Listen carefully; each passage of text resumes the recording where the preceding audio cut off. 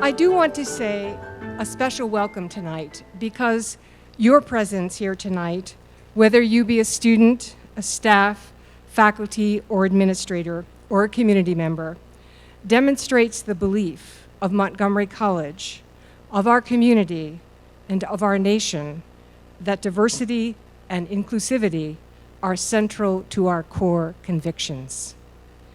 I want to take a moment to mention that Frank Islan, a very successful businessman and philanthropist, a Muslim, and the benefactor of the Frank Islan Athenaeum Symposia, has recently been awarded the Interfaith Leadership Award by Rabbi Jerry Sirota. Clearly, this award, given to Mr. Islan, symbolizes diversity and inclusiveness. In his remarks, Mr. Islan aptly quotes President John Kennedy, who remarked, "The family of man is not limited to a single race or religion, to a single city or country. The family of man is nearly 3 billion strong. Most of its members are not white. Most of them are not Christian. The members of this family should be at peace with one another." Montgomery College's president, President Darian Pollard, has asserted that Montgomery College remains committed to radical inclusivity. And we are very proud of her leadership and honored to have her as our president. In a recent memo, Dr. Pollard explained, quote, "The rich variety of ethnic, racial, international, and political perspectives represented at the college is one of the pillars of our identity." I would like to add to Dr. Pollard's idea of radical inclusivity the concept of what philosopher Jonathan Lear calls radical hope. In his book, Radical Hope, Ethics in the Face of Cultural Devastation, Lear writes, "What makes this hope radical is that it is directed toward a future goodness that transcends the current ability to understand what it is. It demands practice, flexibility, and imaginative excellence. Radical hope is the best weapon against despair, even when despair seems justifiable." Tonight, I am proud to bear witness to Montgomery College's radical inclusivity and Jonathan Lear's radical hope in Henry Greenbaum's address about the torment he endured during the Holocaust and about his ultimate survival. The Athenaeum is also proud to be co-presenting tonight's event with the Paul Peck Humanities Institute, whose director is the fabulous Sarah Bachman-Ducey. Her institute responsibilities include the Smithsonian Faculty Fellowships, the Smithsonian Holocaust Museum and Library of Congress internships, the Library of Congress Faculty Fellows, the annual Holocaust commemoration, and Portraits of Life Holocaust Survivors of Montgomery County. In addition, Sarah is a professor of food and nutrition, and most recently, the college-wide chair of integrative studies. Please welcome Sarah Bachman-Ducey.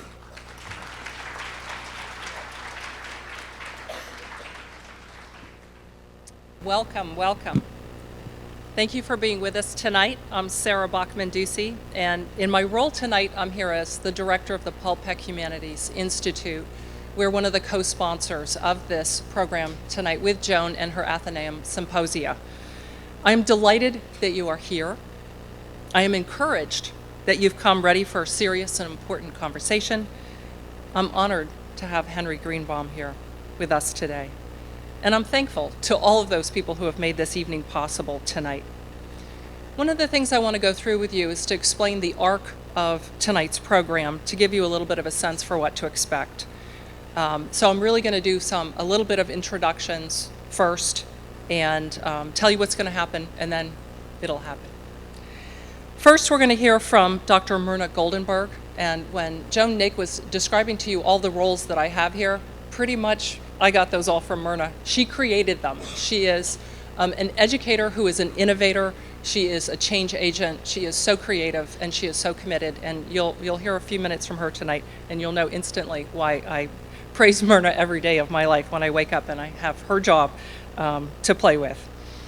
She's going to tell you a bit about Bella Mishkinsky, the woman for whom this program is named, and she will also tell you a little bit about Holocaust education here at Montgomery County and at Montgomery College and our commitment to that.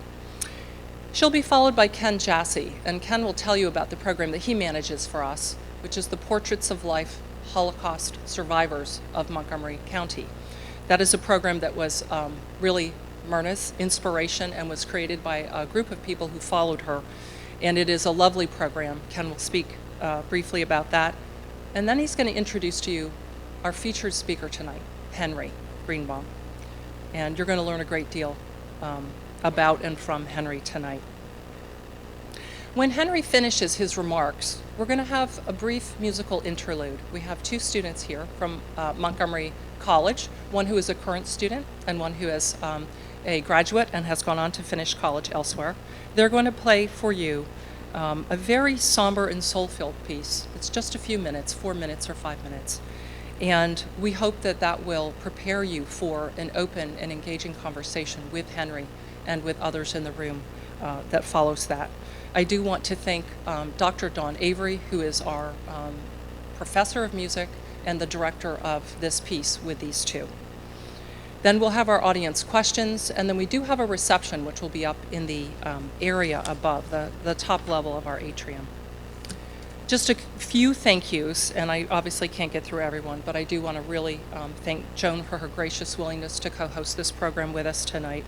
I want to thank Myrna Goldenberg for her leadership, for all that she has done, creating a legacy of Holocaust education here at the college that is assured and that grows in reach with the years. I want to thank the College Foundation for their support, and I would like to thank the estate of Bella Bermanis-Mishkinsky for creating this lecture series, which will go on across time. We've already mentioned that we have Margaret Latimer, the Provost Vice President, who has supported this program for so long. We have Carolyn Terry, my boss, so thank you, Carolyn. She's awesome, by the way.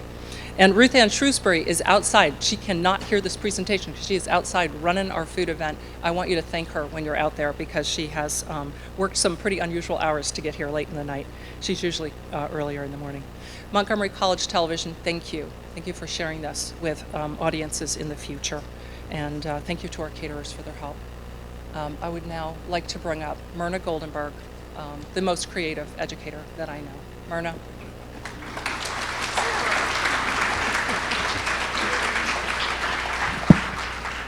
I can't live up to what she said, so you'll have to just bear with me, okay? I don't remember the exact year, but early in the 1980s, I offered 2 Holocaust courses, one in the daytime, one at night.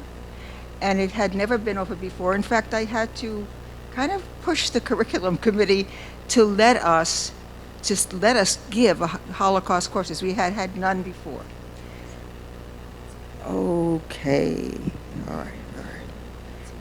And the classes were very well attended. You know, they had they were full classes. About 2 weeks into the semester, I was in the bookstore and I got a tap on my shoulder, and it was Bella. Bella, who was, if I'm short, Bella's shorter. I mean, she just was very, very tiny and feisty. Every muscle counted. And she said to me, I recognized that she was in the class, and she said to me, "We're going to charge you rent." And I said, "For what? I mean, what are you talking about?" Well, it turns out that Bella and her husband were both registered in my classes. She in the daytime, he in the evening. And Bella had spoken about her Holocaust experiences at the drop of a hat. She was very, very vocal. Henry had never opened his mouth about it, and he had a harrowing experience too. She said that when he comes home from the class at Tuesday night, he just is a fountain. It just comes out, and it takes all night for him to get it out of his system, and he tells her things that he's never voiced before. She says it goes on Wednesday, it goes on Thursday, it finally subsides by Friday. So she says, "You're a living presence for 3 or 4 days out of my house, and I want some rent." Okay. As I said, Bella was feisty, tiny, blonde. She, she had blue eyes. She spoke Polish fluently. She spoke German well. She learned Russian in a month. And she had a determination to survive. Early, and I'm not going to give you the whole life story because, you know, it's a program tonight. But early in her life, she was determined to survive anything. And December came, the Nazis had gotten into Lodz in September, and she and her father determined they're going to leave the Nazi part of Poland and go into the Soviet part where the Nazis were not prevalent, and she was going to make it happen that she would then bring her mother and her sister and the rest of the family into the Soviet section of Poland. Well, it didn't happen that way. They got separated very soon. They were betrayed. But one of the things that you must know about her was that she kept her dignity. She promised herself that she would be not the vermin that the Nazis said she was.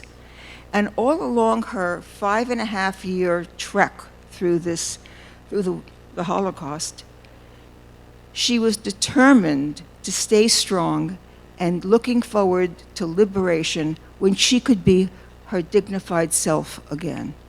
And that was what she was dreaming about.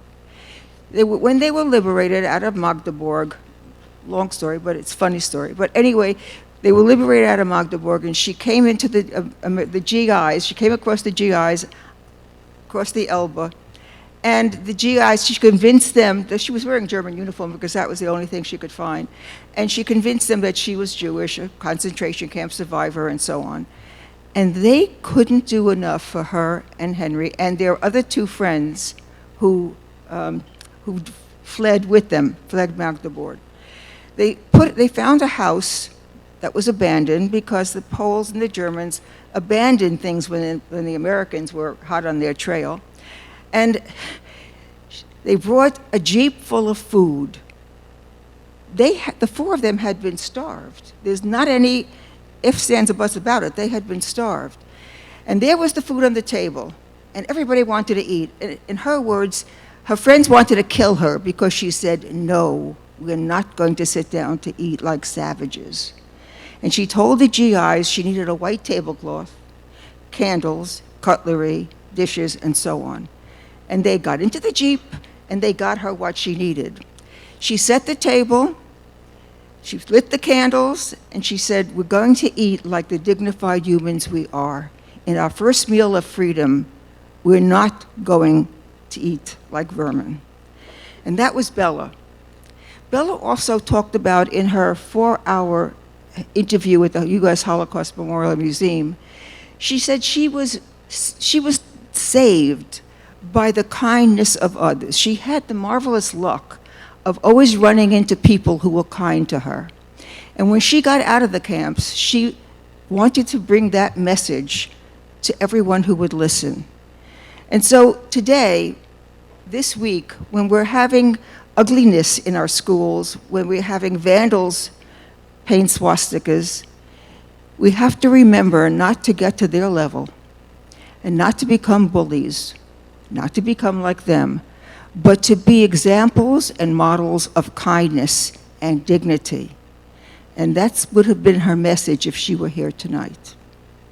Now we'll hear from a very good friend of mine. Ken Jassy is going to talk, but I want you to know that I love Henry too.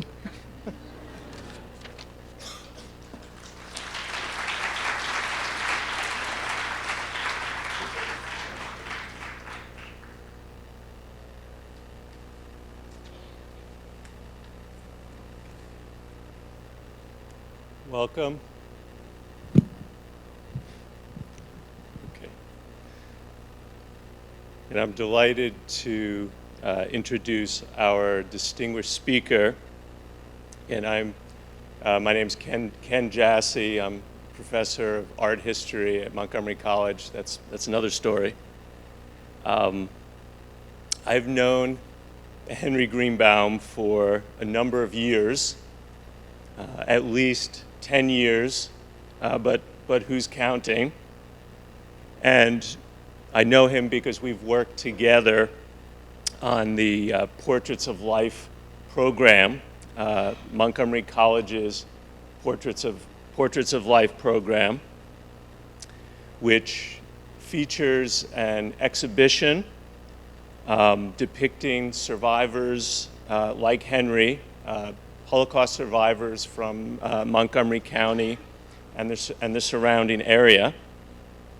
And this exhibition has been shown in schools, particularly Montgomery County schools, in many different areas. In fact, most recently in the Rehoboth Beach Public Library.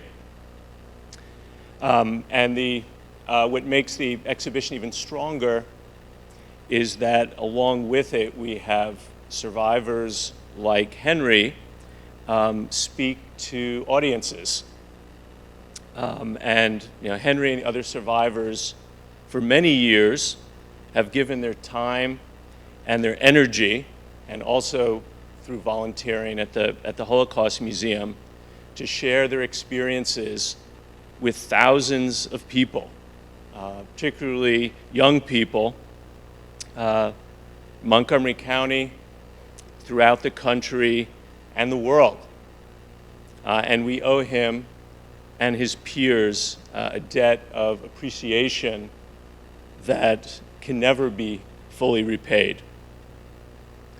That was a little backstory, but to the main subject, which is Henry. He's originally from Poland. He came from a large, observant Jewish family whose lives would change dramatically and tragically in 1939 with the German invasion of their homeland. I don't want to be the one to tell his story. He's going to do that a lot better than I ever could. But it is enough to say that he survived, but not most of his immediate family. He survived slave labor camps, the Auschwitz death camp, and a death march, among other things, things that he'll be talking about. He is neither bitter, nor angry, nor full of hate, remarkably. But he's here to bear witness to a bleak chapter in history, which he experienced firsthand. He is also here to remind us that we have a responsibility, individually and jointly, to prevent the persecution of people and whole peoples at home and, if possible, abroad.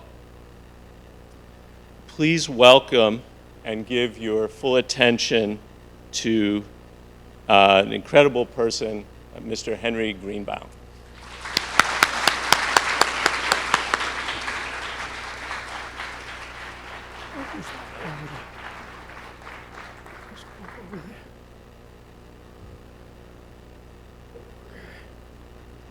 I don't know if it's on. Can you check it? Testing. Okay. It's all right? Yeah. It's on? Yeah, it should be. Okay. Should be good. Good evening, everyone. I guess you already know where I'm from. I come from Poland. I had a large family. We were very observant. We were 9 children, 6 girls and 3 guys. And we were running a tailor shop in my town. It was called Starachowice, Poland. And we had a normal upbringing. I went to public school. I went to Hebrew school. Very observant. I didn't live too far from the synagogue, maybe about 5 houses. And my father was sort of like a gabi. I don't know if you know what a gabi is. He said, take it. I'll get that right. A caretaker in the synagogue. I opened and closed because we were so close to it. And he made sure if somebody would come visit us and they were not taken home for the Sabbath dinner, the next day or the afternoon after the Sabbath was done, he would go around and organize food, and he would bring it to the synagogue for the visitors to eat, because we didn't have any hotels. You know, not that big deal over there. But anyway, but we had a normal upbringing. My job, everybody had a chore in their house. My chore was to keep the iron hot, because we had electric, but we didn't have any electric irons. The irons there had a hollow tummy, and they were filled with coal or wood, whatever, and I made sure that the iron was hot, because when you work in tailors, they always need something to iron out, a seam open or whatever. So that's what my chore was. But that's not all. I was just a 12-year-old boy, not quite 12 years old, and I was the youngest of the 9. Maybe I was spoiled a little. My mom used to make sure that I went to school the right way, and we had, like, very observant. I had what they call curls, payas, up here, the curls, and I had the tassels sticking out. And the non-Jewish boys would always horse around. They would always grab onto it, and we would start fighting it with one another. But we weren't afraid of them. And 2 minutes later, we were buddies again. You know, it's like a ball game. You lose, you're mad, and then you make up. And that's what we would get along there finally. And after that, I was just children's games, playing around, and my mom came up with the idea, you don't have to have the tassels sticking out. Why don't you put them inside the pants so they won't have to pull on anything? So they pulled on the curl, but I was fighting back. You know, we were not afraid. We didn't have any problems in my town with the Jews and the non-Jews. We got along very well. In fact, most of our customers were Catholics.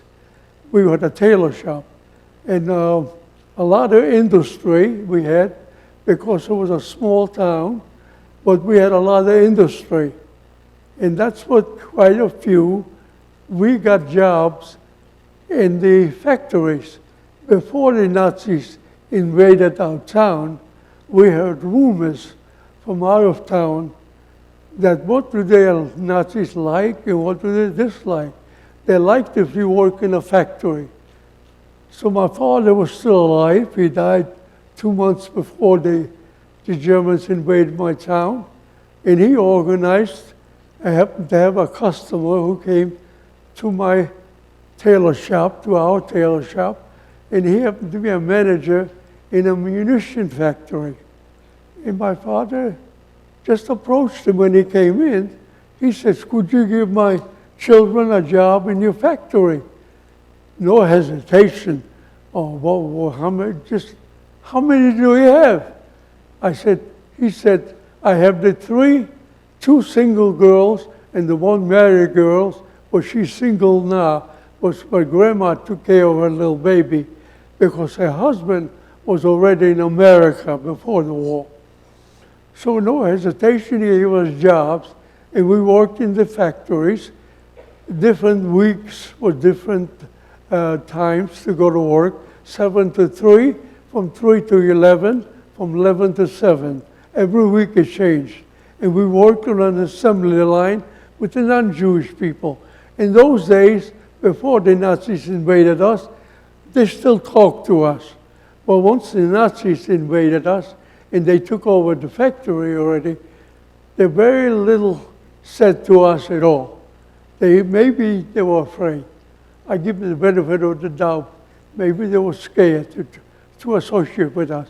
But in business way, give me this or give me that, yes. But no talk about different things, no. It was not happening. And then the only thing that happened, we still lived in the homes, and then we were going to the factory, and then we went home. The neighborhood was kind of mixed, non-Jews and the Jews. Mostly Jews, because there was a synagogue, So most of them lived there. We had 6,000 people in our town. And I don't remember how many were occupied in the factories, that I don't remember, but quite a few. I know my three sisters and I got a job in there. We had IDs that we worked. And then we worked for about maybe a month or two, and with the Germans already came, invaded us.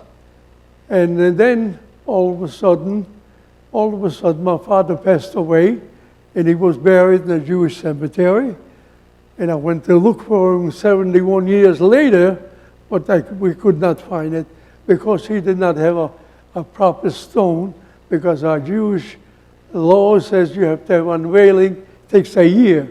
And that was only 2 months before he died. So he only had probably a piece of wood stuck on his grave and with his name on it. And through the time, it deteriorated, the piece of wood. When I came with my children 71 years later, we could not find a trace of it. But anyway, everything was fine. But after my father passed away, my mom very, very protective of us. My married sisters didn't live with us except the one. The other two lived with their husbands. One of them had 3 little girls under 7, and the other one had 2 little boys under 7. And they lived not in our neighborhood. They lived by themselves in the outskirts of the town. But that one married one stayed with us, because Grandma took care of the little girl, because her husband was already in America. But so happened that it's very protective. She says we cannot be around here when they invaded our town. We have to go to a customer that we know, and he had a farmer 10 miles away. She got our neighbor to put us on the wagon, and the oldest of the brothers came, and myself, and the 3 sisters, and my mom. My other brother was serving in the Polish army, and the other sister was already in America. She came here in 1937 by herself. So after that, she took us to the farm. We stayed at the farm for 3 days. It was just a normal farm, but we were very, very religious that my mom took along her pots and pans so she can cook in her own utensils, because the other farmers was not kosher. So she did that. And mostly we didn't need too many dinners. She just made lunch, mostly breakfast. But our breakfast, myself and my brother, on the second day on the farm, we were out there eating tomatoes off the vine. In late September, they still have those large cluster tomatoes, and the farmer gave us a piece of bread and some butter on it. And we were eating together, me and just my brother. And he was in the late 20s, and I was not quite 12 years old yet, almost 12, but a month maybe shy of 12. And then all of a sudden, as we were eating, we heard a lot of noise, a lot of commotion, that they overtook the city. They were throwing bombs down, because bombs make noise. We heard all that noise business. But Mom, like I say, protective. We were out of danger. We were on the farm. And all of a sudden, while we were eating that, quite not finished with the tomato and the piece of bread on the second day, we saw from a distance a green uniform guy with dragging along a broken bike coming our way. And we didn't know, was that a German army? But we didn't know who the person was. When they got close enough, my brother all of a sudden knew his first name. He was either one of our customers from our town, or he was either went to school with him. They called each other by first name. My brother's name was David. So they used his first name basis. Where are you running from? He said, I'm running from the German army. They're coming this way. They're 3 kilometers away, and they're coming this way. And I didn't want to get caught by the Germans, so I was running in the opposite direction. And he had some medals on him. He was not a private Polish soldier. He had a lot of medals on him. I don't remember how many. But all of a sudden, as they keep talking, and my brother had an idea. He says to him, whatever his name was, do you know, if you're running away from the German army, is it okay if I go with you? He says, you're my friend, of course you do. He was not Jewish, but he was either a customer or a classmate, one of those two. And I could not understand why my brother would ask him to do that, to go around with him and leave me by myself to be with my mom and the three sisters. He says, you can't come with me. I have to go with my friend. And they ran away. And I didn't let him loose because I followed him a couple miles, hiding behind bushes. Every time I lifted my head off and he happened to look, he says, you go back to your mother. Go back to your mother. Of course, I was very angry at him. And I determined not to lose him. But a few times I got up and I didn't want to lose him. So all of a sudden, the Polish soldier turned around. I didn't listen to my brother, but I listened to the Polish soldier. He said, you're too young and you can't come with us. You go back to your mother. And I ran back a couple miles back to my farmer's house and told my mother the bad news that David disappeared, or run away with the soldier. But the first thing came out of my mother's mouth, who's going to make a living for us? She was still worrying about the living. Little did she know was waiting for us. She was not aware. It's worrying about how to make a living. And he was the oldest of the boys, and he was still at home. So he was running the shop. And she carried on crying, couldn't keep her stopping. But finally the girl stopped her. She said to the mother, we're going to help. We come along good. We'll be helping along. Don't worry about how we're going to make a living. We'll do okay. And we picked up the next day and we left for home. And we came, and the first thing, we came through the marketplace where the farmers would bring goodies in every week. The first thing I saw was at 12 years old, was facing 9 or 10 people being hung the night before. And they were hanging in the market. And my mother says, well, she knew some of them. She said some of them are doctors, some of them are lawyers, some of them were communists, I guess, but they mostly got the intelligentsia. They hung them people, the smart ones. So I said to my mom, that's what I have to wait to get hung like this? No, nothing's going to happen to you. Don't worry about a thing. And we get into the house a couple blocks away. We finally got in, thanked the man, whether if she gave him money for taking us there, that I'm not sure, or whether she just thanked him, that I can't remember. But anyway, we opened up the shop, and we were okay. And then the soldiers didn't bother us. They didn't bother us. I was still wearing my tassels. I still had my curls. I wore a kippah, a yarmulke on the top of my head. And that's how I was dressed. I was dressed like a nice Jewish little boy. But then again, 2 months later, the order came out in the neighborhood and that all the Jews must wear the yellow Star of David. So everybody had to have in the front and the back the yellow Star of David. And that means if you walked on the sidewalk, before you didn't have to do that. But once they put us on the yellow Star of David, then you had to, any soldier that came face to face with you, you had to get off, take the yarmulke off your head, and you had to walk off the sidewalk and stay attention, and you had to let the soldier walk through. And I could not understand why the other people didn't have to do that. Why only me? Because I was Jewish. I explained to my mom. So she said, because you're Jewish, that's why. So it wasn't so bad. We did it. But if some of them didn't do it, obey, they got beat up very badly with the rifle butt. It kicked them off the sidewalk into the road. The road was not busy. We didn't have any cars, just horse and buggies and bicycles.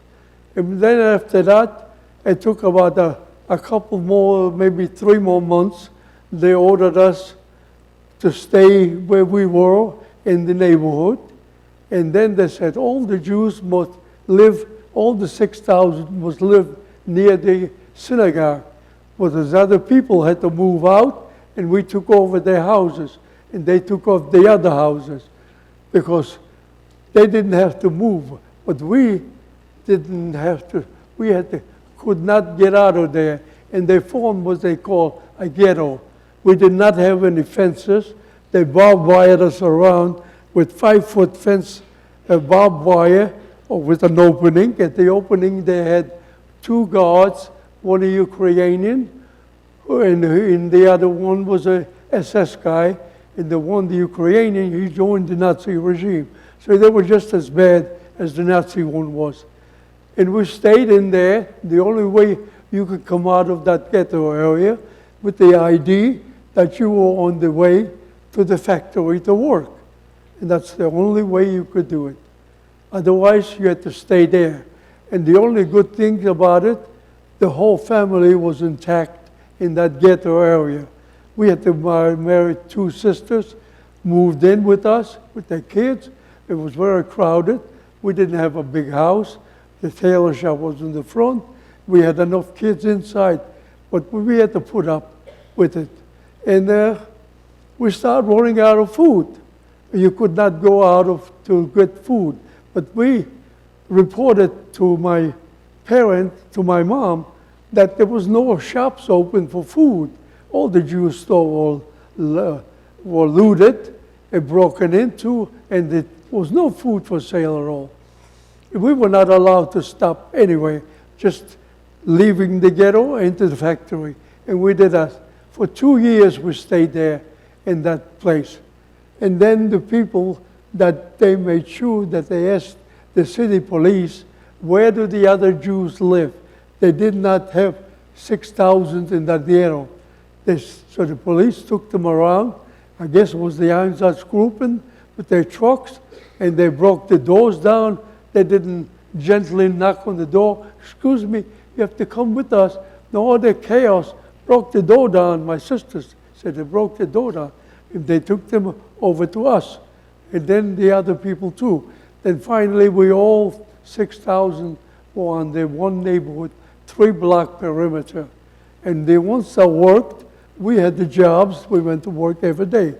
Then all of a sudden, October 1942, September, maybe October is when they formed the ghetto.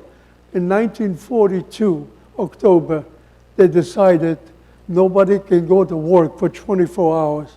And then what they did is extra soldiers came, extra dogs, and they didn't let us go to work for 24 hours, and they chased us out of the ghetto area, the whole family. And you had to go home to a selection. You come as a family, like I give you the scenario about my family. It was myself and my mom, my 3 sisters. But we had IDs. We showed them the IDs. You go on this side. Mom didn't have an ID. Mom went on to the other side. The 2 married sisters with the 3 kids and the 2 kids went over to the same side as Grandma did. And she took along that other little girl too. And then Grandma tried to get back over to me to give me a hug. No way you can go separate. Once they separate you, all you can do is yell over, goodbye.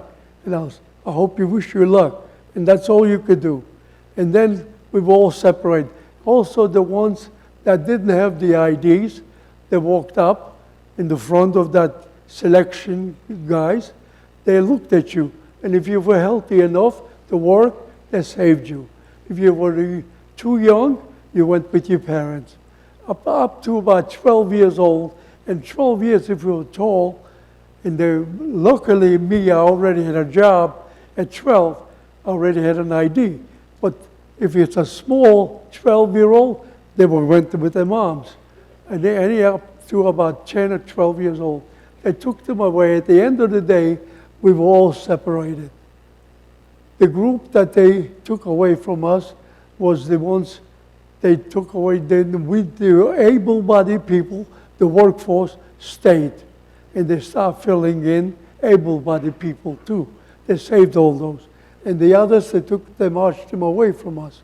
And Mom was hollering to my sisters, take care of your little brother. And that was the last time I ever saw them at all.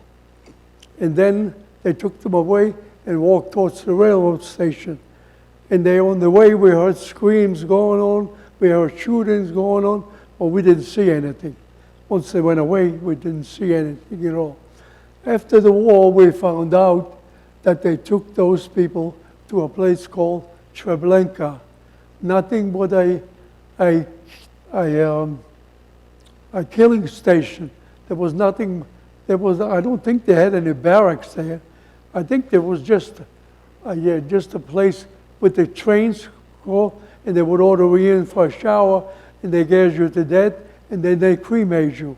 And that's where I lost my mom and my two married sisters, and the three little nieces, and the two nephews. And they said not to look for them because they were murdered in Treblinka. Okay, we went back with us.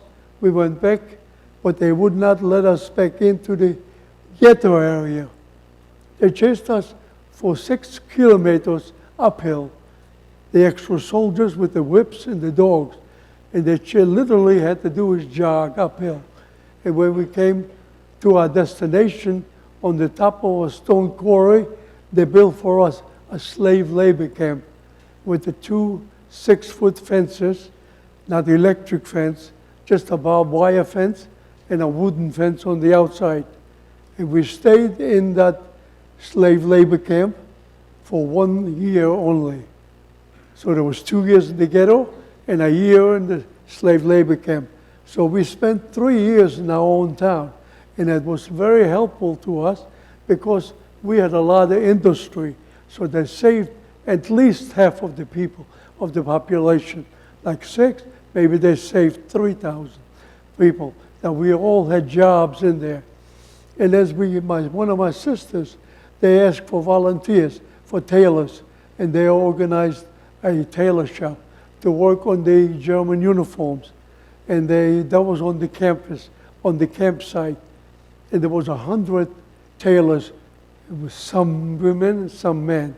And they were working on some new uniforms and repairing, let out, take in, or the patches put on if they got high-ranking officers, they had to have some tailoring done. Whatever they did, we stayed in there. But we carried over the dirt and the filth and the hunger from the ghetto area. We were already hungry. Mind you, for 2 years, no shower at all. We ran out of soap in the ghetto area. They wouldn't give us any soap. So in the summertime, we used to use the dirt from the ground and to get undressed from the waist on up. A man can do that, waist on up, and they put the mud bed on you, and the next one would pump the water on you and wash yourself off. But it did not kill the lice. We got lice infested. And from the lice infestation, typhoid broke out in that slave labor camp. And people, very contagious sickness. We slept 3 people to a bunk, 75 inches, 3 guys would sleep there. The bunk did not have any mattress.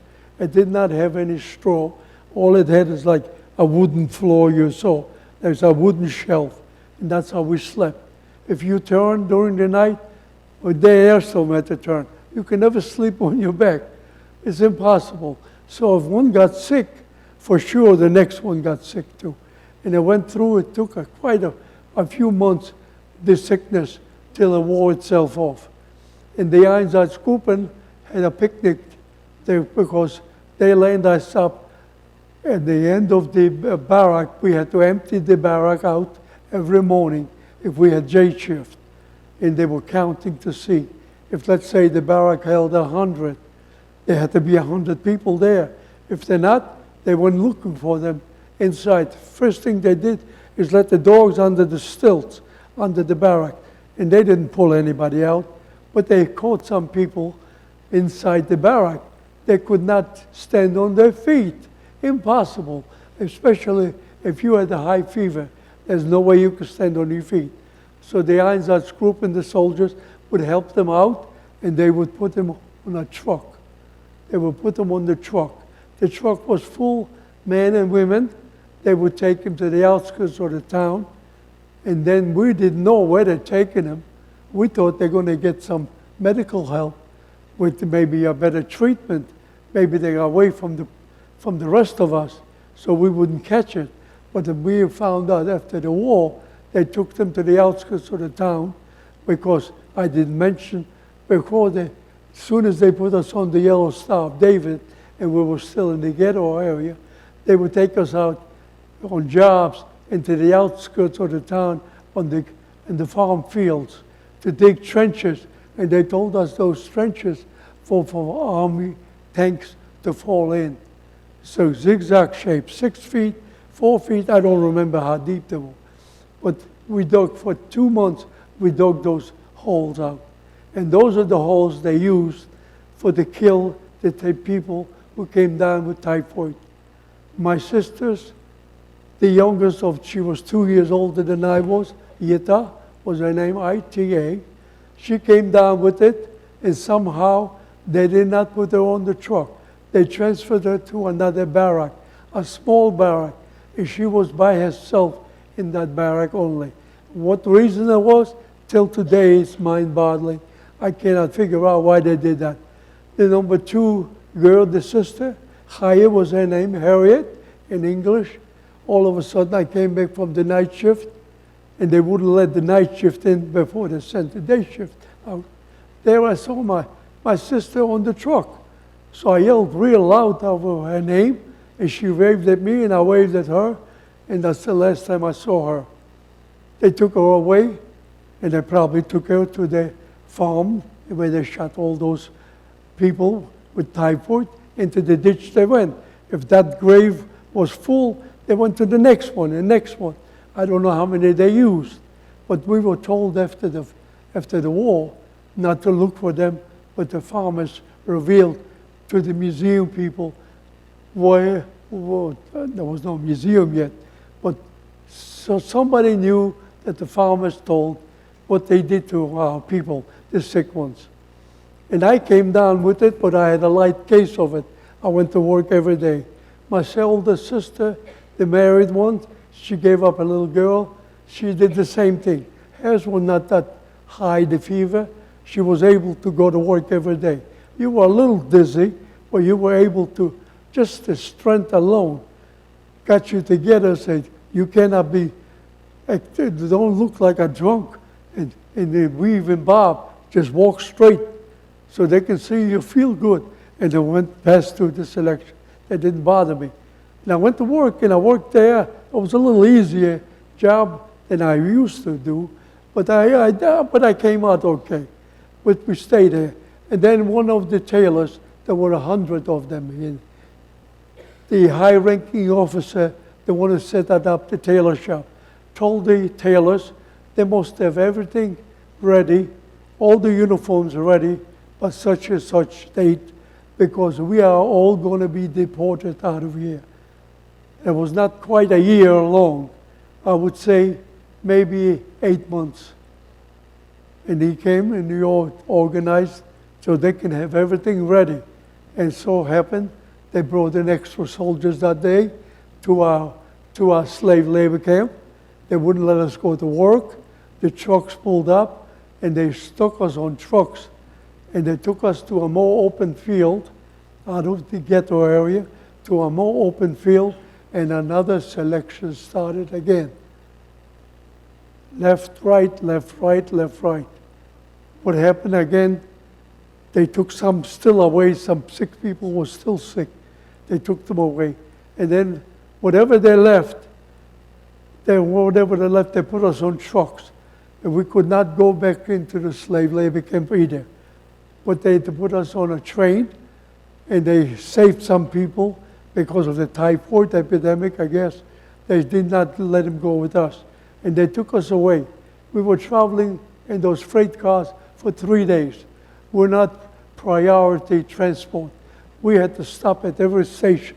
Every station, they put 100 of us, maybe 75, I don't know the exact amount. It was very crowded in the car. You could hardly breathe. No water or bathroom to be used in that wagon. And it was late September, and it was very hot still. And from so many people in one place, all you had was a little window open on that freight car. And everybody was fighting to go over to get a breath of fresh air. And some people were stubborn, they didn't want to move away.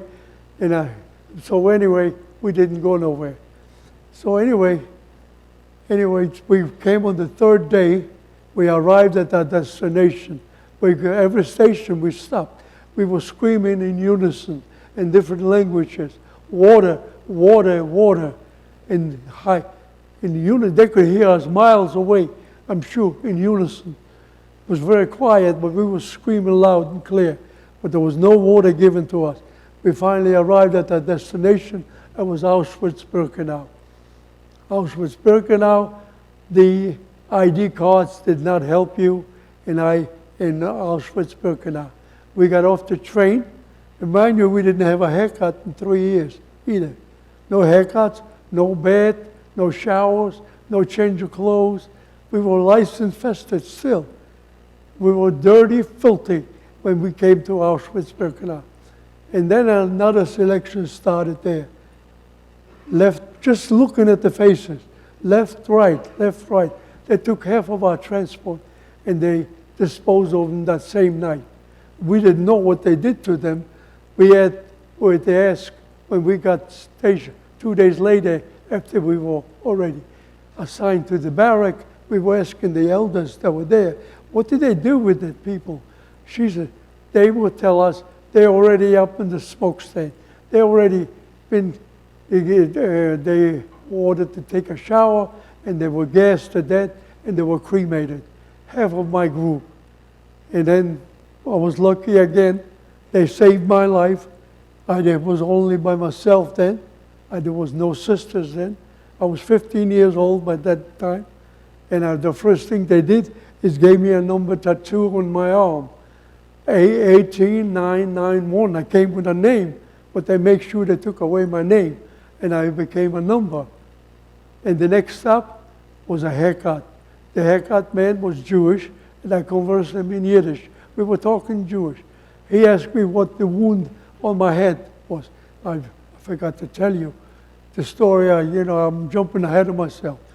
In that slave labor camp, after my sister saw what happened to the other two, she decided, and before that, German high-ranking officer said, we're going to order them here. So she organized an escape with the tailors, organized an escape. All the tailors were aware of the escape. All she didn't tell me about the escape till 2 days before. My shift was from 3 to 11. And then I came at 11 o'clock. Don't go into the barrack. Wait for me outside. She came by with a Jewish policeman. She grabbed my hand, and we were running from here to that door over there. But we were 10 in a group, and there was at least 10 of the tailors were there, 10 in a 10 group. And then there was other people whomever they told about the secret. But they didn't cut that hole open too big. They opened it up so only one person can squeeze through. 10 arrived at the hole, but only one can squeeze through. Only one at a time. The third group of 10 decided to help. They went in there, somebody brought up a clippers from the factory and cut the wire open a little bigger so more than one person can squeeze through at the same time, go out. And we were still waiting in line with the policemen. It was people behind us too. And all of a sudden, somebody went and tried to help with the wooden fence. They tried to break it open with the wood.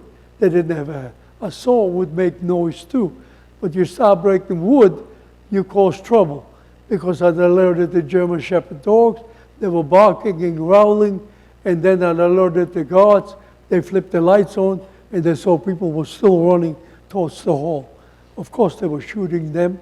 Some they wounded, some they killed, some escaped.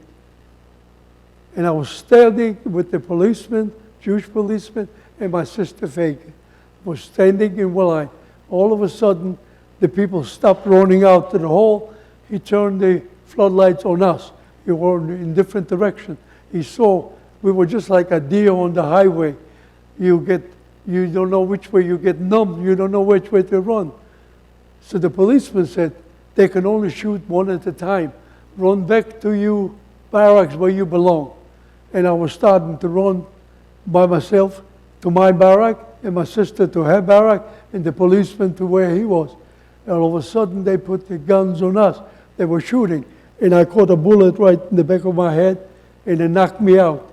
The bullet grazed me. They were shooting from the tower. It still knocks you out from the impact. And I woke up. I did not see my Fagan sister, and I didn't see the policeman. I was 15 years old. I said, dear Lord, I am in your hands now. I'm 15 years old. I do have a sister in America. You have to watch over me, so someday I'll make it to America. And that don't happen. And I made it. Instead of running back to my barrack, I ran back to the women's barrack. I'm still looking for my sister Fagan. She was just like my mom to me. My mom told them to take care of me. She did it till the end. And I thought she may be in the women's barrack. And I got in there. The woman did not let me in. She pushed me out. But I was stronger than her. I sat in the doorway, and I didn't want to move. I was looking for my sister. Well, real quick, she said, she was not here. But, well, I mean, your answer's so quick. How do you know so many hundred women in the barrack? How do you know so quick? So I didn't trust her. I sat in the doorway, and all of a sudden, people already ran back to where they belong, and the two guards were angry that we decided to break out of there. So they started shooting randomly, and they picked one of them, was the women's barrack. They kept shooting bullets into the wooden shack. The wood can't stop a bullet, so the 4 or 5 shots came into the women. They jumped off the bunks, on the ground they went. So I was eye level with every one of them, like I'm looking at you. And I still looked for my sister. But I ran across her first cousin. Ida was her name too. She was not aware of the escape. She said, your sister is not here. I know because I was looking for her this morning. She is not here, trust me. But what would happen to you? I said, I was injured. Can you help me? She had a bucket of water. She cleaned me up. She put the dry rag after she cleaned me up on my wound. And she gave me her beret and she put it on my head. Wear the rag underneath. That absorbs the blood and eventually stuff. But I can't stay there too long because if they catch me in the wrong place, they would definitely kill me. So I said, I have to leave that place. I have to go back to my barrack where I belong. And that happened to be in a different direction. So I remember counting to 15. Why I counted to 15? The floodlights went away to where I was, and then they went on the other side. It took 15 count for me to lower my head and run back. And I made it into my barrack late in the evening. And then I said, thank God I made it to the barrack. They didn't detect me. They didn't shoot at me. If they shot, I didn't catch it. And then early in the morning, they woke us up. And they chased us out of the barrack, and they wanted to count to see, get some idea how many escaped, and also line us up or go to work. The night shift came back. They wouldn't let them in. And then they were counting us. Quite a few were missing. Well, quite a few were missing. So the first thing they did, dogs underneath the stilts, underneath the barrack. Dogs didn't pull anybody out. Then they went inside, and they didn't find anybody inside either. So the ones that either escaped, or the ones they injured, or the ones they killed, or at that hole, except for the ones that escaped. And they started counting. And then all of a sudden, they told us to face the direction where the hole is. And the two guards came down. They were already down from the tower, and with their guns drawn, and they walked up to the hole, and they shot every wounded person that was at the hole. And the first one that was still alive was the policeman. He was sitting upright position on the ground, moaning and groaning. You can hear him. He was helping the doctor, help doctor, and then some of them yelled, shoot me, shoot me. And all of a sudden, right in the front of our faces, he killed every one of them that was moaning and groaning. And that's the lesson you learn, never try to escape again. And they sent us off to work that same day. And we came out. Then all of a sudden, they shot the policeman, and he tilted over. And there goes my sister Faye, laying stretched out by his leg. And I said, there I go, Lord. I am by myself now. Finally, my sister, she was dead now. So you'll have to take care of me. And they took care of me. God was watching over me. I made it to America somehow. Anyway, we went to work, and we worked a little longer. And then all of a sudden, they took us into Auschwitz. And I was only in Auschwitz for 6 months, in Auschwitz-Birkenau. No work over there to do other than helping the pushcart guards, the guys that were in charge of picking up bodies that were just exhausted, and they just wanted to die themselves. And some of them died, and they were dead. And they put them on the little wheelbarrows or cart, and they couldn't lift them, so we lifted them and helped them, and took them over to the cremation center to be cremated. And they were just like a lumberyard. Bodies were laying this way, that way, and that way, waiting to get cremated. They murdered too many of them.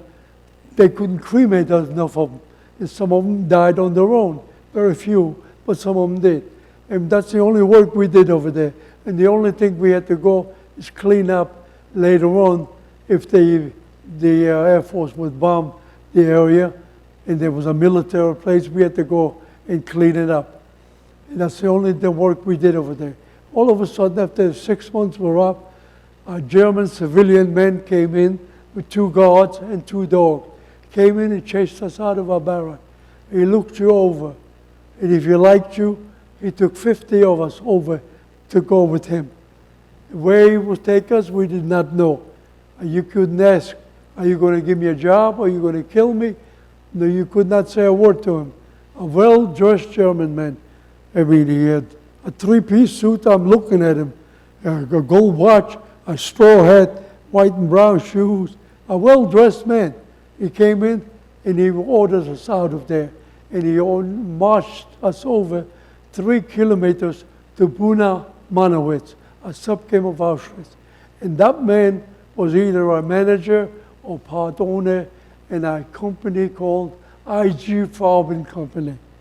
And all that man wanted to do is for us 50 to build a road in the compound of that factory with the cobblestone and the sidewalk. And we started building. We built it for 3 months. We built it.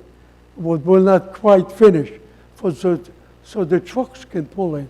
In other words, the American Air Force came and bombed the rail, so they couldn't ship out anything. They couldn't receive anything.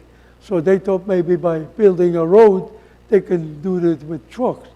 But the Air Force got so aggressive more, and they knocked out whatever work we did. Our road was upside down.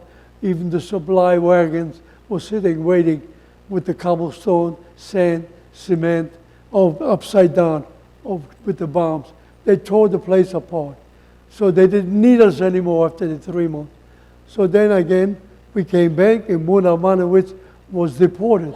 They took us on trucks, and they took us to the rail yard, and on the trains we went again. This time we were traveling to a place called Flossenburg.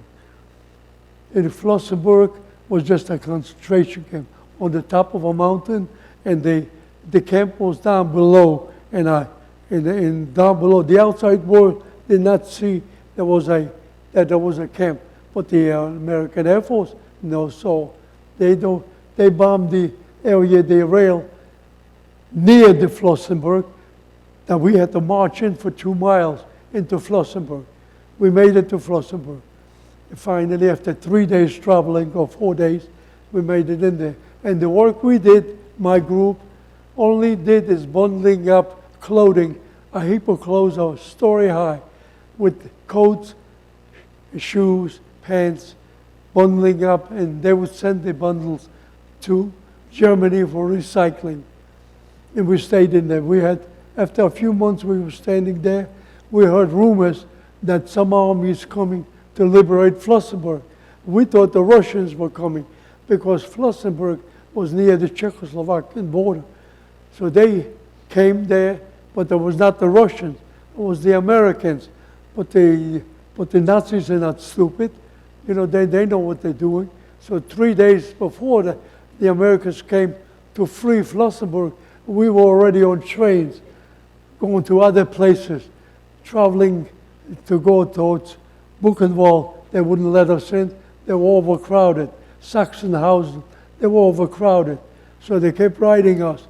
We kept riding us, and the Air Force started very aggressively, knock out most of the rail yard. They knocked out the rail yard. So we started to march. We were 100 of us on the death march. We gave it the death march because we were dying as we were marching. On the death march, you didn't get a piece of bread in the morning. You didn't get that imitation coffee, and you didn't get in the evening cabbage water soup. On the road, you get nothing. Only way you got something to eat was a raw potato, as when the two guards were hungry and the dogs were hungry. They located a German farm. They were all German farms. They located a German farm, and they made themselves a big meal over there, and they gave us only one raw potato to eat, and we were drinking water from the creek sometimes, and sometimes if we didn't stop in a farm and we were hungry, leaves dropped off the bushes, brown leaves. We were eating the bushes and the leaves, chew them up and drink water out of the creek if it wasn't frozen. But we marched from the end of March, the last week of March, till the 25th of April, 1945. We marched, and we could not get enough places to stop unless the guards were hungry. On the 24th of April, 1945, they ordered us into a farm. It was cats and dogs raining with April showers. We were soaking wet in the striped uniform. Everything like drenched. We came to that farm, all of a sudden they became kind. They ordered us to go into the silo where they keep the hay. I had a roof over our head, which before we were sleeping outside, wet or snow, outside. Never had anything. But the last day, before we got freed, they let us into, maybe they knew that they're losing the war. I don't know the reason. They ordered us into the silo, and they left the 3 dogs in the front of the silo, and they were eating away, and they gave us a raw potato and some water to drink. And we took our clothes off in the silo and wringed them out and let them dry for the next morning. They were not dry, half dry. And we only marched for 2 hours that morning. Marched, and then we saw low-flying planes, and then we saw an army on the highway. But we didn't know who the army was. It was an American army. The soldiers, the guards, knew who that was. And then all of a sudden, they're guarding us. They told us not to walk away nowhere, to stay put, and they ran away from us, the 2 guards. They'd run off without killing us because the American army was on the highway so close, maybe a half a block. So they could see each other with binoculars, or maybe, I saw vehicles, but I didn't know who they were. But I'm sure the 2 guards know. They didn't shoot us because the gun makes too much noise, and they would have been arrested for war crimes, so they didn't want to do that. So that rather than that, they left us alive, and they ran off. They probably got onto a farm, took their uniform off, and they changed their clothes to a civilian. And all of a sudden, we're sitting there by ourselves. 50 left in the group from 100 because they were dying out. If you could not keep up with the march, they would shoot you or you would knock you over the head with the rifle butt. And then all of a sudden, as we were so low flying planes, and a tank, and a military tank took off from the main highway towards us. And we kept saying, for sure now, they're going to kill every one of us. We had no guarding us at all. And it so happened, God sent us down 2 angels with a a military tank, and the tank hatch opened up 5 feet away, and this beautiful American soldier came out of the hatch, put his hands on the mouth, and he said, "We are Americans, and all of you are free." I said, "Oh my God, dear Lord, finally." I was 17 years old, and I weighed 75 pounds, 75 pounds, and I said, "Dear Lord, thank you for saving our life, but why did it take you so long to send us down 2 angels?" And the angel on the tank, the other one, he got out of his hatch, and he yelled at each other, "Throw out all the rations that you have. Throw out the rations." We were fighting like cats and dogs, like animals. So he thought we were going to hurt ourselves. Somebody spoke English in our group, understood whatever he said. He explained it to us in Yiddish, what he said. So in the door, he stopped with the rations, and they told us to line up behind the tank. It took us out of the wooded area, across the field, across the road, into a farm. At the farm, both soldiers jumped off. One ran for the door, and the other soldier for us to go inside. But we were 5 years hungry. There was not a Yom Kippur, 24-hour fasting. You know, this was 5 years long, very hungry. Those leaves that we were off the bushes and the raw potato didn't do much for us at all. Then all of a sudden, we looked at the farmer's house outside, big 3 or 4 dishes with potato peelings and white flour. We never looked at 2 angels that gave us our freedom. We got our hands and knees and shoved in as many as the peeling that you can. We cleaned those trays off. Then we went inside. We looked at each other like fools. They had prepared a table for us with normal food. We didn't realize that. So for 5 years, we didn't have any food. All of a sudden, you're going to think somebody's going to give you food. We did not trust nobody with food anyway. We cleaned up, and these 2 angels did not let us eat. They let us drink a lot of water because we had enough peelings. The peelings had white flour on it. It was animal feed. But when you're hungry, you don't distinct animal feed or normal feed. You eat whatever you can. And that's what we did. So while we were there, we heard the noisemakers in the next room from the farmer. They were people who were liberated the night before. And they ate all this good food. And they were sick as dogs. They were all hollering, "Doctor, doctor, help to my 2 angels." And they had to dial the funny phone. It took 3 hours. And now, right now, I wish they had those things then. Right now, you can see the person on the other side in 2 minutes. You see them. In those days, it took 3 hours for the medics to arrive. And they gave out medication. They wouldn't let them eat anymore. And they didn't let us eat anymore. Just drink water. And the medics came, and they healed up part of my wound on the top of my head. It was a I don't know what they call it, a cross, but underneath it was infected. When I was showed him I couldn't speak English, so he gave me a sign like this, that he'll take care of me. Later on, I knew what that meant. He shaved the part, and he put medication, he put a bandage. I was in a human being's hands, and not those animals, murder, killers. Because if they would have saw that in Auschwitz, they would have still killed me. But they was able to hide it. I always wore a hat. They always wore the beret. Then they gave us a striped cap. I never took it off. But so anyway, I was liberated April the 25th, 1945 by the American Army. I was patent either 3rd or 11th Armed Division. And then we were in good hands. And then we would spend there a week, and later they put us on trucks, and they put us near Frankfurt am Main. Salzheim was the name, and they put us on in a displaced person camp, organized by UNRWA and maybe the HIAS, by organizations, charitable organizations. We did not have fences. We took over a little private neighborhood. In this house you eat, this house you sleep, no guards, no nothing. It took 1 year to look like a human being because we did not look human. because I weighed 75 pounds at the age of 17. That's what they told me. They weighed us somewhere in the farmhouse. So it took a year with 3 good meals a day, breakfast, lunch, and dinner, and take all the showers you want. You had your own bed to sleep. It was a straw mattress, but it was clean, beautiful linen. No more lice, no more hair to worry about. Take all the showers you want, and back to civilization. And it took a year. And then we started looking. After the year was up, you could travel. We didn't have to pay for any traveling. So we went to, me and my friend went to Bergen-Belsen.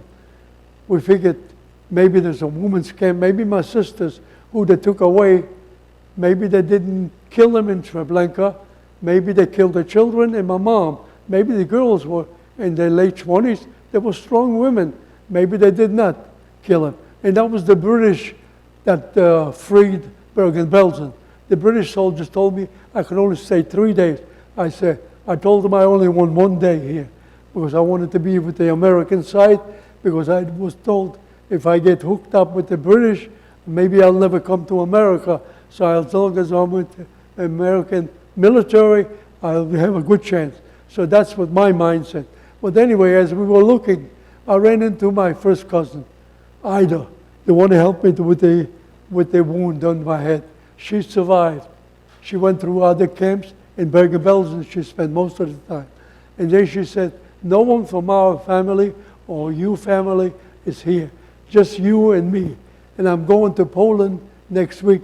Do you want to go with me to Lodz, Poland? And I said, no way, I'm not going to go to Poland, no way. No, I'm liberated here by some good people here that treat me well. There's no way to go look for trouble. I said, if you go, and if you can find my brother or brothers, maybe tell them that I'm alive and I'm near Frankfurt am Main, Salzheim, in a displaced person camp. She left and went to Lodz, Poland. She found her brother, and she found my brother, who was in the Polish army. The Germans caught him, and they did not put him in a military camp because he was Jewish. So they stuck him in Wilno, Lithuania, in a ghetto. And he made it back after the Russians left Poland. He came back into Poland. And then she ran into her brother, and her brother knew of my brother. And 3 weeks later, Zachary, my brother, came to visit me. Never heard a word about the other brother who escaped with the soldier until I got to America. When I came to America, he's the one that picked us up in New York. And I could not believe it, that he made it. He came, and I was expecting a woman. I was expecting my sister to come. Somebody orders a package, they're supposed to pick it up. And there was a man coming. As he got close, I said, I can't believe it. Are you Dave? He said, yeah. I said, well, how did you get here? Well, I came here in 1941. He escaped with that soldier all the way to almost Lithuania, Wilno, Lithuania. In Wilno, Lithuania, he got a little help from the Japanese ambassador, Shukaharu. He got a little false passport made. He was helping the also Hasidic Jews with false passport to get him out of there. And he didn't charge any money, just a good hard man. He was helping people. And he made him to go to Manchuria. And from Manchuria, he got in touch with my sister, and he came here in 1941. And I said to him, do you remember once upon a time, I was a little boy? I'm not little anymore. I'm almost 17 some years old. And you left me to go. My mom should be my protector and my sisters. And you didn't have no part of it. Well, you were too young. I could not watch over you. Your mother is the best flop. She sure would have been if it wouldn't have been like what it was. Killers, murderers, they don't pay attention, mother or no mother. But anyway, he took us to Washington on a train, and we moved in with my sister, all 3. He already had a room in the house. My sister fixed up the attic in Church. She lived off Military Road in Cherry Chase. She fixed the attic up. The floor looked like this in the attic, with new furniture, 2 big fans on each side of the attic, new furniture, and me and my brother slept upstairs. and we start after the brother. You're living here already with the sister almost 5 years, and you didn't get married yet? What are you doing? Well, she treated him too good, to be honest with you. He didn't think that the wife would put up with him. It was very peculiar. May he rest in peace. He lived to be 103 before he died here, just about 2 years ago. But we got after him, and the two brothers decided to go to Toronto, Canada, and they came back with two brides. They came back with two brides, very helped the same year they got married. And I was the only single one, so I moved into his room downstairs in the room. My sister said, "Don't you get married, you go to school." And I said, "No, I don't. I want to get married and meet a nice young lady and get married and raise a family, and I want to have an own school will come later." She said, "You don't listen to me. You don't get married. Don't get married.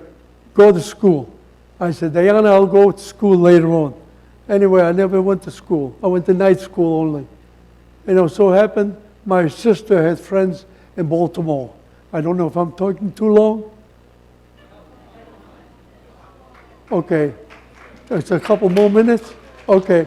So I went to Baltimore, but they were playing cards, this family with my family. And we came to Baltimore. I didn't know how to play cards. And the owner of the house had a brother. They didn't let him play either. So he says to me, "You know what? You can't speak English. I speak English. Come with me, I'll find you a nice young lady." And we came by to Baltimore. We came by a synagogue, and it was full with people. The group of women from the Washington area came to visit the same group of women in Baltimore. And they were just finished eating. And he was walking around. He told me to stay at the door. I stood at the door. I couldn't speak English. I said, "I can't. I'm not going to go away from the door because I get lost." He said, "When you find somebody, call me over." So anyway, he walked around. They were finished eating. He walked up to a family. They had their daughter with them. She was 17 years old. Very pretty girl. They came from Washington. They were in the clothing business in Washington on 7th Street Northwest in a, what do you call, Afro-American neighborhood, mostly. But we were there, and all of a sudden, he says to the parents of the girl, "Would you be interested? How old is your daughter?" 17. She says, "I got a nice young man who just came from Europe. He's 18 years old. He can't speak English, but he speaks Yiddish." So we speak Yiddish, but the girl didn't have one word. She didn't understand one word. But anyway, her father is the one that called me over. And I came over there, and the rest is history. And within a year, we all got married.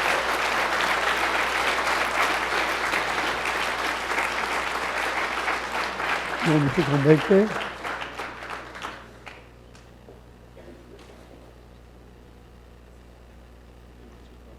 You want me to come? Sit down for a few minutes. Yeah.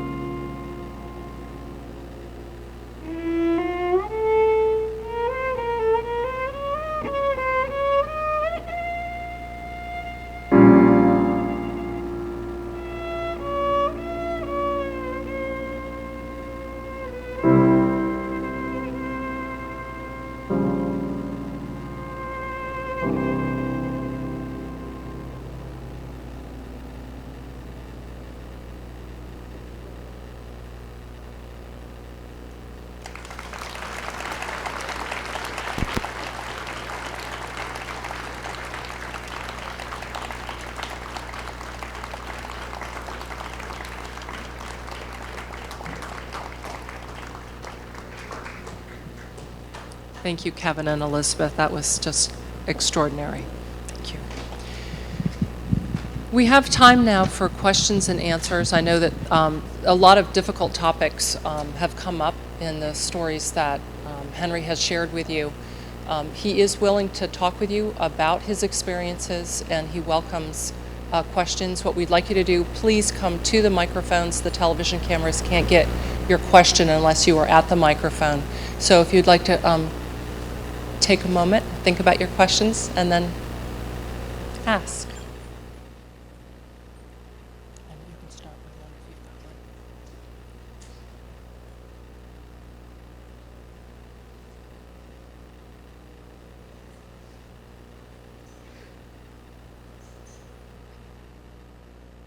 one. Hello, my name is Aviva. My grandma actually survived Auschwitz also, and she was a seamstress.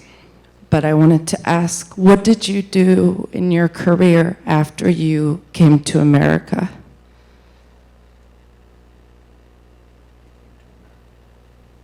My career? Well, I was used to work with metal. So my first job was wooden tables were covered up with stainless steel tops.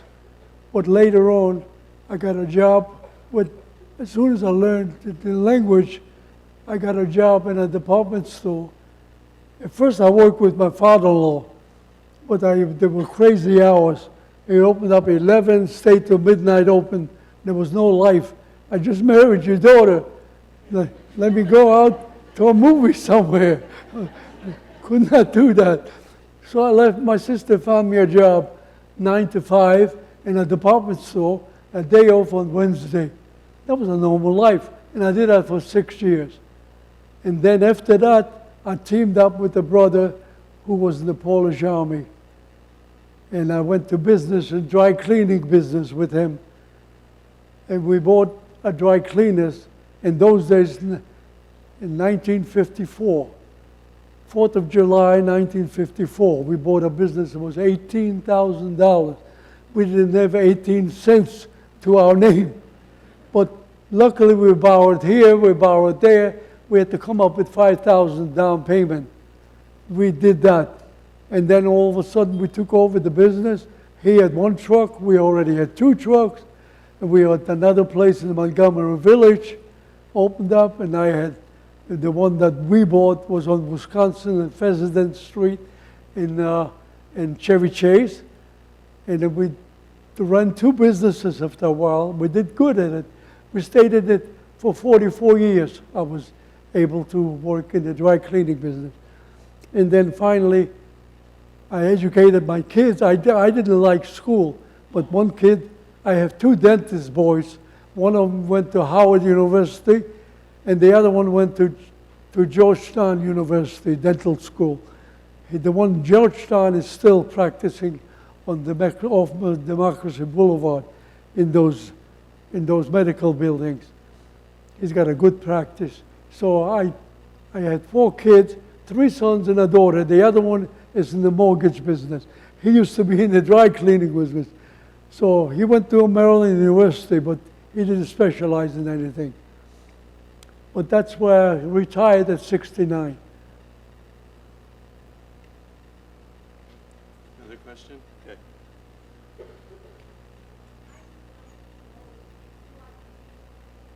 Bella, when she said to not hate, never to hate.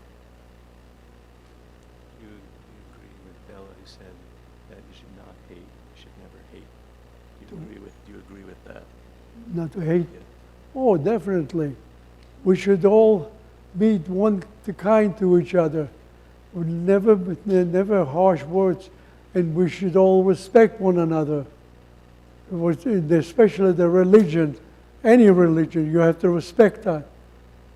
And then all of you should not see, if you see anybody, it's anything done to any human being, injustice.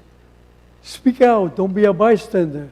Speak out to see what happens. If you can't do it alone, ask your parents, or a rabbi, a priest, Anybody, a school, a professor in school, anybody would help. Don't push it under the table like you never saw anything like it. But try to help him, and don't bully anybody at all. The person cannot help the way they were born and the way they look.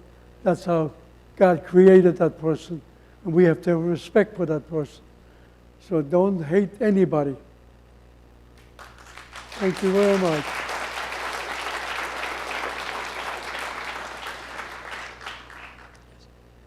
The survivors like yourself are no longer youngsters. That's also true for the perpetrators. What is the appropriate attitude you would have and would also suggest for others in dealing with those who participated in creating the horror? What do you think should happen with the perpetrators? You know, that they're quite elderly now, and what should happen with them? Well, they should never have statute of limitation. If they're 100 years old, they should pay for what they wrong they did. I mean, there's no such thing as forgiveness. You can't forgive these killers who killed the whole family, almost. You can't forgive. I don't have anything against the children that were born after that. German people come up to me at the museum when I'm volunteering on Friday. I'm ashamed of myself. I cry. They cry. I said, what are you crying for? I'm ashamed I'm German.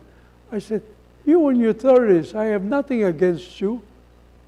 Nothing whatsoever. You or your children, maybe your great-grandfather or grandfather, yes, I will never forgive them. Definitely not. But your children, I have nothing against Germany.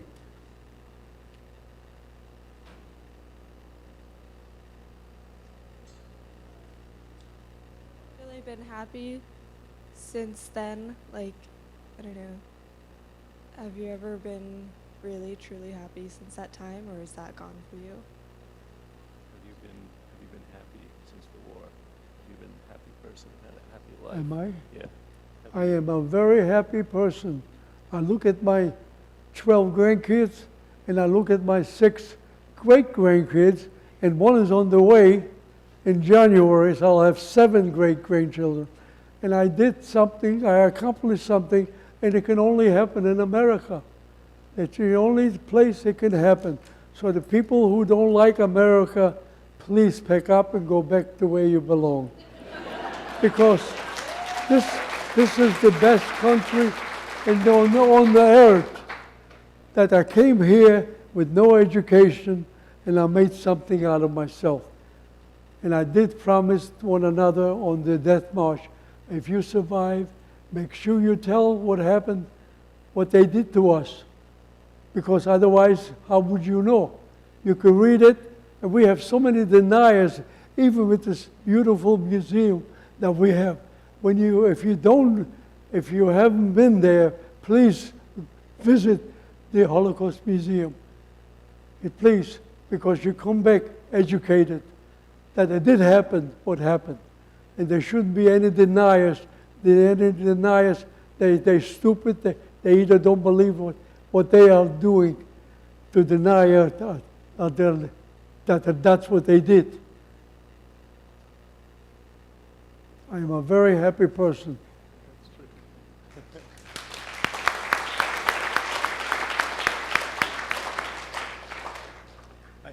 Would you please complete the story with when you were getting the haircut?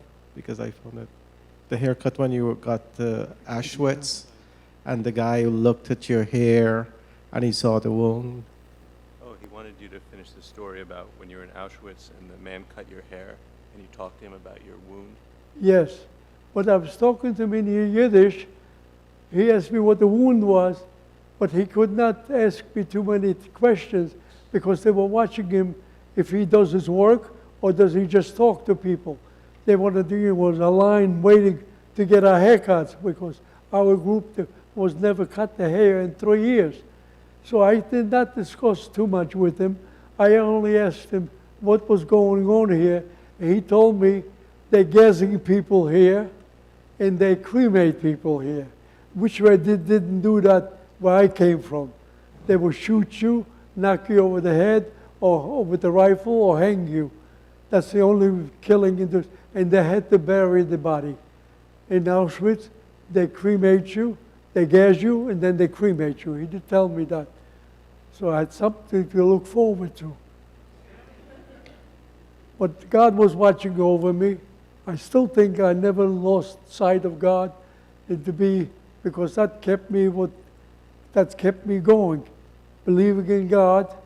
And whatever verses I remember as a young boy learning, I forgot everything in 5 years. Never show you an alphabet. I lost everything. I could not read anything, But I still said God was watching over me. All I know is that you have to be religious, and I was religious. Right now, I'm so-so. I'm more Americanized. What else can I tell you? What words of wisdom can you impart today to us? What words of wisdom would you like to share? The what? Words of wisdom. My wisdom? Or Yeah. what's going to happen? Yeah. Well, if you live long enough, anything can happen. Anything can happen. I just hope before I die that people stop killing one another. It's not going to happen by my time. I'm 88 years old. Maybe by you young people it happened. It will happen maybe. So people won't kill each other and respect one another and live in peace and live in peace together. It's so much more fun to live in peace than hate. The hate groups, I don't know. Thank you.